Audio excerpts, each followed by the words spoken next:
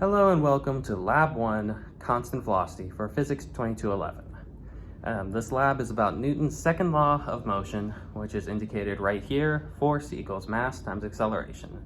And in this case, we are discussing a time when acceleration is about equal to 0. So the first step I took after getting the video of an object under constant motion was to upload it to the tracker app and use the auto tracker feature in order to determine the position across the entire time that it was available. As you can see here, is the auto tracker, and I only had it for less than 100 frames, but I was still able to get some pretty good data regarding all of it. And here's the equation down at the bottom, and you can see that notably it has error bars, which means that it's not perfectly onto any straight line. Compared to that, the computer simulation is perfectly straight because it's simply a calculation using already known variables, and it can technically do it as many times as it wants. It doesn't have to rely on real life or projected errors. Now, one of the main things about it is that it was written in Python, and it wasn't made directly from the video. It was instead taken from the data which was collected using the tracker app.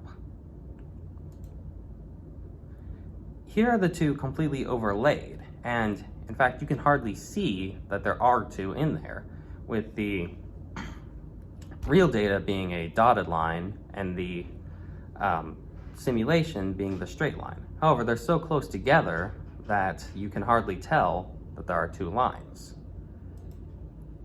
This indicates that there is pretty much no deviation from the projected motion, and that the simulation, similarly, is also really good. And they're both effectively straight lines, which indicates that there was no acceleration operating on either of the at any point.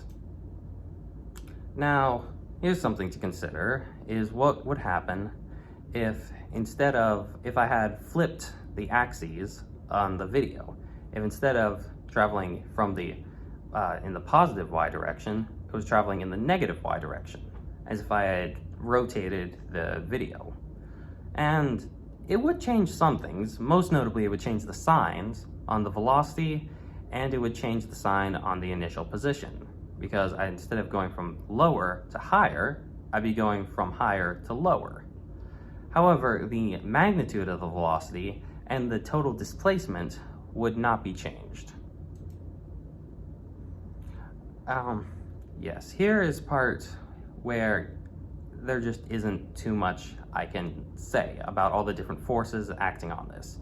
There are simply so many potential sources and there's so many that I can't really measure, like air resistance, outside of a laboratory, that it's almost useless to try to speculate on where and how much each of these forces affected.